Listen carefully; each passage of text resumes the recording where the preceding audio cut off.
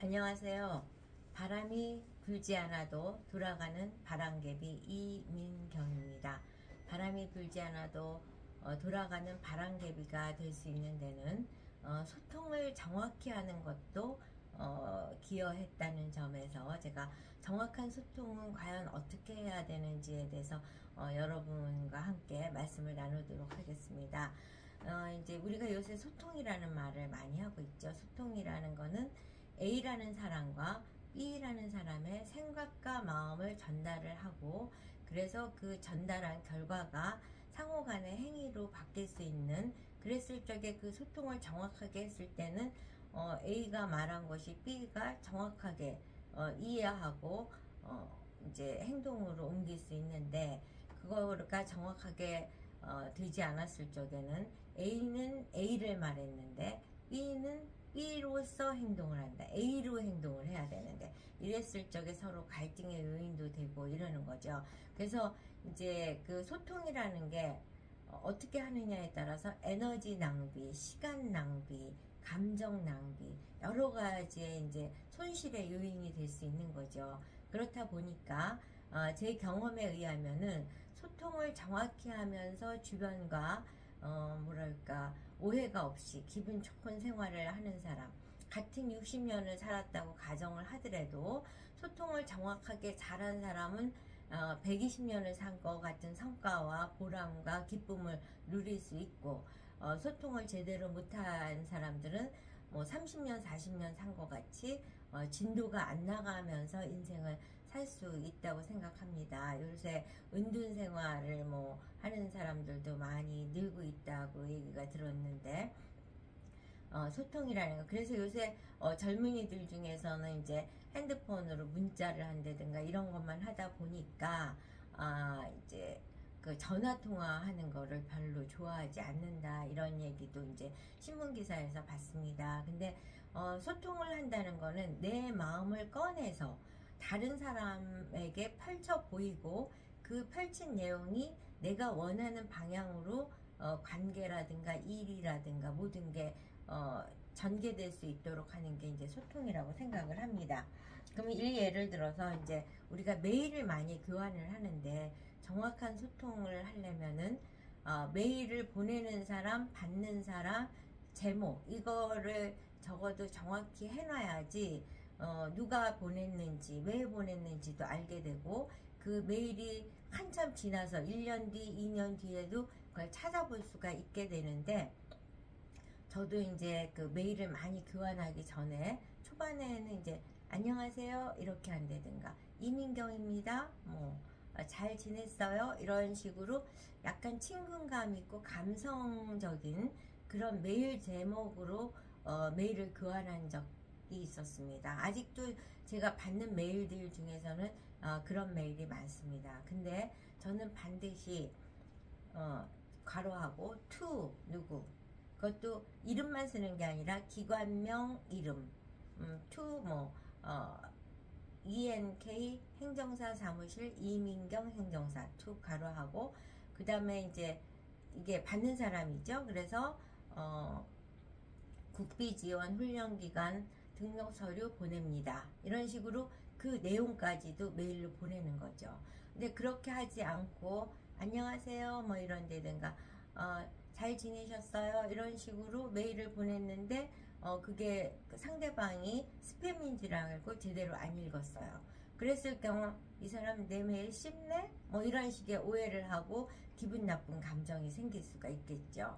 이런 식으로 내가 내 의도를 정확히 자료도 전달되고 이러기 위해서는 반드시 받는 사람, 보내는 사람, 그 다음에 제목, 이런 거를 이제 정확히 이런 소통을 하는 것이 매우 필요하다는 말씀을 드리고요. 그 다음에 이제 이거는 업무적인 얘기이기도 한데, 내가 메일을 보냈거나 또는 팩스를 보냈거나 이랬을 적에 메일인 경우는 수신 확인을 해볼 수가 있겠죠. 그 다음 팩스를 보냈을 때도 그렇고, 내가 어떤 행동을 했다 하더라도 그 사람이 내가 보낸 내용을 정확히 받는지 안 받는지를 그쪽에다 전화를 해서 확인을 하지 않으면 안 한 거하고 똑같다는 말씀을 드리는 겁니다. 요새는 팩스를 보내는 케이스가 많지는 않은데 옛날에는 팩스를 보냈어요. 그러면 김비서 어떻게 팩스 보냈나? 네, 보냈습니다. 이제 일반적인 사람은 그렇게 하죠. 근데 똑똑한 김비서는 팩스를 보낸 다음에 그걸 받을 사람한테 전화를 하는 거예요.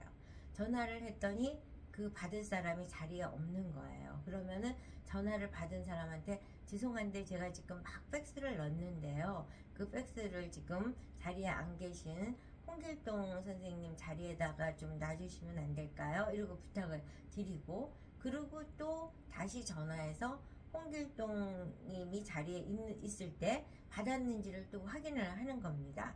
이렇게 내가 최종 목적지에 도달한 시점까지 확인을 하는 게 굉장히 중요합니다. 제가 이제 국회에서 근무할 때 경험인데, 인턴 지금 뭐 어마어마하게 성장한 이제 대기업체의 임원이 된 제 제자인데, 이제 어느 날 의원님이 주말에 이제 해외 출장을 가게 되셨어요. 근데 금요일날 의원님이 국회 사무실에 오지 않으신 거죠. 그래서 이 A라는 인턴이 의원님한테 전달해야 될 보고서를 이제 해외에 나가서 보셔야 될 전달문이죠. 그래서 그거를 저한테 먼저 물어보는 거예요. 보좌관님, 지금 의원님 해외 가서 보실 문서를 준비했는데 비서관님이 내일 공항에 가신다고 자기한테 주면은 의원님한테 전달을 하겠다고 그러는데 어떡할까요? 안 된다. 네가 반드시 의원님한테 가서 의원님 눈을 보고 이걸 전달을 해라. 너가 만약에 비서관한테 부탁을 했는데 비서관이 깜빡했네? 안 갖고 갔네? 왜? 안 갖고 갈 수 있는 요소는 사무실에서 집으로도 안 갖고 갈 수 있고, 자기 집에서 공항에도 안 들고 갈 수 있고, 그런 위험 요소가 몇 곳에 있는데, 너가 했을 경우엔 내일이기 때문에 유념을 할 수 있지만 그 비서관은 너의 심부름이기 때문에 유념을 안 할 수도 있고, 그랬을 때 너가 그 어렵게 준비한 문서가 의원님한테 전달이 안 됐다고 가정했을 때 너의 노력은 헛노력이 아니겠니? 너가 반드시 토요일날 지역구 사무실에 내려가서 의원님 얼굴 뵙고 의원님 손에다 정확히 전달을 해줘라. 이렇게 어떻게 보면은 부하 직원을 굉장히 힘들게 하는 상사라고 해석이 될 수도 있습니다. 그렇지만 저는 모든 전달에 있어서는 후회하는 상황이 발생되면 안 된다 라는 생각에서 이제 그 제자에게 그렇게 했는데, 결국은 그 제자는 그와 같은 생활 태도가 오늘날 어마어마한 성장으로 발전이 됐고, 그거에 대해서 감사 인사를 하고 있습니다. 이렇게 이만큼 소통이라는 거는 생각의 전달뿐만 아니라 업무의 전달에 있어서도 만약에 그게 전달이 제대로 안 됐다. 그러면 해야 될 일이 묵살이 되는 거는 물론이니와 뒤늦게라도 전달을 하기 위해서 공항까지 뛰어가야 된다고 생각을 했을 땐 얼마나 많은 시간을 낭비하는 결과가 되겠습니까? 그래서 이런 소통이 중요하고, 어디 가서 이제 자기 자신을 정확하게 어필을 하는 것도 중요한 소통 중에 하나죠.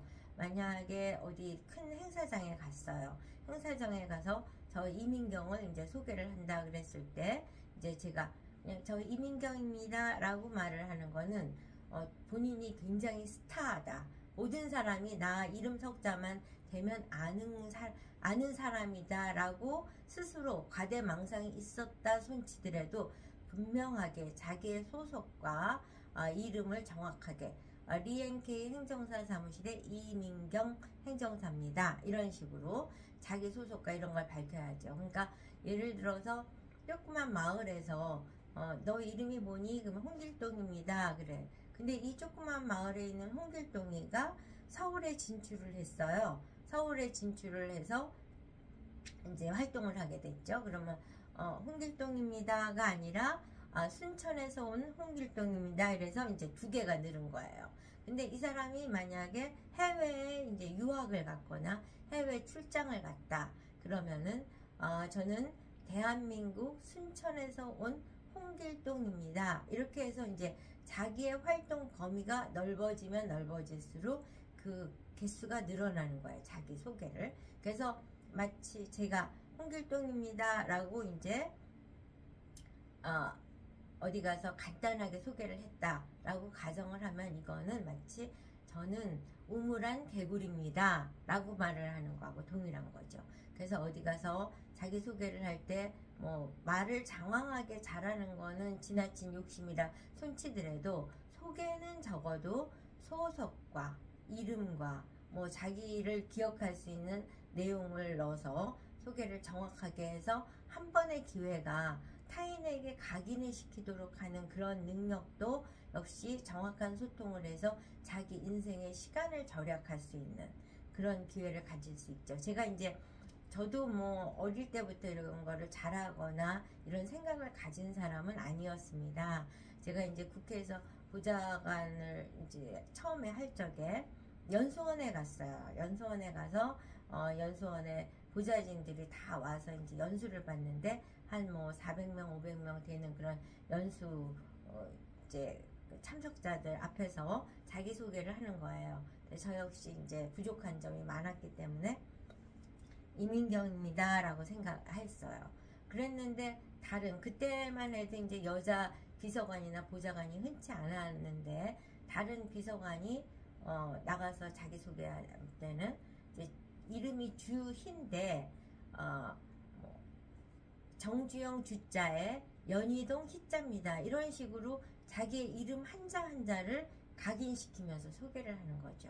그래서 제가 그걸 보면서 아차 하는 생각이 들었습니다. 그래서 어떻게 보면 튀는 모습일 수도 있지만 우리가 자기 자신을 그러니까 자기가 범죄자다. 나쁜 짓을 되게 많이 하는 사람이다. 이럴 경우에 어디 숨어 있어야 되고 내 이름 석자를 기억하면 안 되겠다라는 생각을 갖고 살아갈 수 있겠지만 그런 사람이 아닌 이상은 여러 사람이 만났을 때 가능하면 가장 빨리 학교에서도 선생님한테 가장 빨리 기억되는 것이 학교 생활에도 도움이 많이 되고 있죠. 물론 선생님한테 불려지고 이런 거를 싫어해서 숨기를 원하는 사람도 있을 수 있다고 보는데 제가 그동안 살아오면서 보면은 숨는 것보다는 드러내고 자기를 정확하게 타인에게 소개하는 게 자기 인생이 성공의 가도를 달릴 수 있고 바람이 불지 않아도 돌아갈 수 있는 바람개비가 될 수 있다는 거를 경험을 통해서 말씀을 드립니다. 이렇게 해서 이제 그리고 우리가 이제 제가 자기소개를 어떻게 하느냐 또 메일을 보냈을 때도 소통의 오류가 발생되지 않도록 정확하게 보내는 사람, 받는 사람 제목을 기재해야 된다. 이제 이런 말씀을 드렸는데 이 외에도 얘가 이제 친구들하고 약속이나 사소한 거에 있어서도 그래 이따 거기서 만나 이따 거기서 만나 물론 그동안에 많은 대화를 했기 때문에 상대방이 이따 거기서 만나를 기억을 할 수도 있습니다. 그렇지만 서로 기억하는 게 다를 수 있거든요. 그래서 유치하게 저는 대화를 하라는 말을 합니다. 이따 오후 6시에 종로 1가 스타벅스 1층에서 만나. 그냥 스타벅스에서 만나도 되지만 1층에서 만나. 1층 오른쪽 끝 거기 빈자리 있으면 거기서 보자. 이런 식으로 이렇게 했을 때 이따 거기서 만나 그랬는데 한번 뭐 약속을 좀 바꾸려고 대화를 한 적이 있다라고 하면은 5시로 하는 친구와 6시로 하는 친구가 있어서 서로 따로 기다리는 거죠. 또 장소를 뭐 투썸플레이스에서 볼까 스타벅스에서 만날까 뭐 이런 식으로 서로 좀 협의한 시점이 있다면 한 사람은 스타벅스 가서 기다리고 한 사람은 투썸플레이스에서 기다릴 수가 있는 거죠. 그렇기 때문에 저는 대화는 유치하게 해라. 그러니까 제가 이제 국회에서 보좌관을 할 때 직원들을 일을 시킬 때 거기 가서 잘 하고 와 뭐 이렇게 하는 게 아니라 너 갈 때 어디로 가서 가면은 오른쪽에 뭐가 있을 거야. 거기에서 이제 벨을 누른 다음에 누가 나오면 그 사람한테 뭐라고 말하고 시나리오까지 그렇게 해서 정확하게. 근데 이제 사람들은 약간 유치하지 않나? 상대방을 좀 비하시키는 건 아닐까? 이렇게 해석을 할 수도 있는데요. 저는 그러니까 예를 들어서 이제 직원이 동사무소 그러니까 어떤 구청에 일을 하러 갔어요. 일을 하러 갔는데 갔더니 A라는 거를 하기 위해서 갔는데 구청에서 그거는 A 서류 아닙니다. B 서류를 갖고 오세요. 그러면 네 알겠습니다. 그러고 그냥 오는 거예요. 쪼르르 사무실 내에 들어와서 A 갖고 갔더니 B 갖고 오라고 그랬네요. 이러는 거 하고 저는 그래서 그때 그 담당자가 A를 갖고 갔는데 B를 갖고 오라고 그러면 그냥 사무실로 돌아오지 말고 그 자리 그대로 거기서 연락을 해. 그러면 전화를 하고 그 사람이 말한 사람의 전화번호하고 이름을 나한테 알려줘. 그러면 내가 그분하고 다시 통화를 할게. 왜냐? 세상의 일이라는 거는 이 피라밋과 같아서 상급자일수록 해결할 수 있는 범위가 넓어지거든요. 하급자는 피라밋 하단에 조그만큼 해결을 한다면은 상급자는 높이만큼 해결의 범위가 좀 넓어지는 거예요. 그래서 아래 직원이 해결 못한 거를 상급자는 해결을 할 수 있는 경우가 많이 있거든요. 그런데 그냥 돌아왔다. 그러면 갔다가 돌아온 시간만큼이 로스타임인 거죠. 시간을 낭비한 거죠. 그렇지만 돌아오지 않고 그 자리에서 이 문제가 해결이 안 되는데 어떡할까요? 라고 연락을 해서 상급자가 그 해결을 했다라고 가정을 하면 그 시간만큼이 해결이 되는 거라는 거를 저는 경험을 통해서 많이 해봤습니다. 이만큼 저는 대화라는 거를 그러니까 구체적이고 유치할 정도로 상세하게 대화를 하는 게 굉장히 필요하다는 말씀. 그래서 이거는 가능하면 쓰지 말고 이거 저거 그거 이런 것보다는 이거에 해당되는 그 명칭, 그거에 해당되는 그 명칭, 이따가 아니라 6시 20분 뭐 6시 25분 이런 식으로 구체적인 대화를 하는 것이 바로 시간을 절약하고 60년의 세월 동안 120년의 세상을 사는 효과가 있는 반면에, 그래서 나는 그런 줄 알았어, 왜 뭐 이런 식의 후회의 시간들을 많이 갖는 사람들을 저는 주변에서 많이 보고 있습니다. 그래서 그러니까 예를 들어서 우리가 공과금을 램에 있어서도 공과금이 25일까지 납부기한이다. 그러면은 많은 경우들은 25일날 내면 되겠지 라고 하는 경우들이 있어요. 근데 저는 그 공과금 통지서가 온 그 시점에 바로 내요. 이제 저같이 너무 바로 내는 것도 뭐 정답은 아닐 수가 있는데, 왜냐?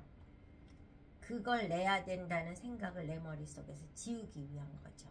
그만큼 머리를 비워놔야 더 많은 일을 이제 쾌적한 기분으로 할 수 있게 되기 때문에. 그런데 만약에 25일 날 내는 걸 25일로 기억을 하고 그날이 됐을 때 내는 사람의 경우는 로스타임이 발생이 됩니다. 예를 들어서 사람 일이라는 건 25일 날 집안에 큰일이 생겼어요. 뭐 부모님이 돌아가실 수도 있고, 애가 다쳐서 병원에 갈 수도 있고, 아니면은 돈을 내려고 그랬는데 무슨 누가 수표로 입금을 해갖고 돈이 빠지지가 않는다든가, 이런 불상사가 생겼을 때는 결국 과태료를 내야 되는 일이라든가, 아니면 그 문제를 해결하기 위해서 그냥 바로 왔을 때 냈다면은 1분 10분도 안 걸릴 일을 하루 왼종일을 걸려서 해결을 해야 되는 경우들을 저는 주변에서 봤습니다. 그래서 저는 이제 제가 바람이 불지 않아도 돌아갈 수 있는 바람개비가 되는 데에는 여러 가지 요소가 있는데, 그 중에 또 하나의 요소는 소통을 정확하게 한다는 거.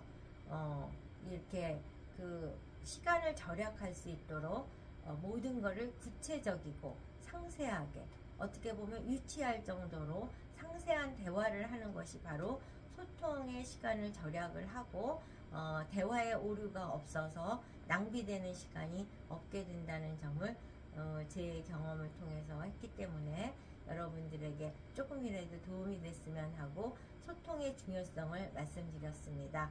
여러분 도움이 되셨는지 모르겠습니다. 도움이 되셨으면 좋아요, 구독 잊지 말고 눌러주시기 바랍니다. 다음에도 제가 바람이 불지 않아도 돌아갈 수 있었던 바람개비 그 바람개비가 되는 데에는 어떠한 삶의 지혜와 생각이 있었는지 말씀 나누도록 하겠습니다. 여러분 반가웠습니다.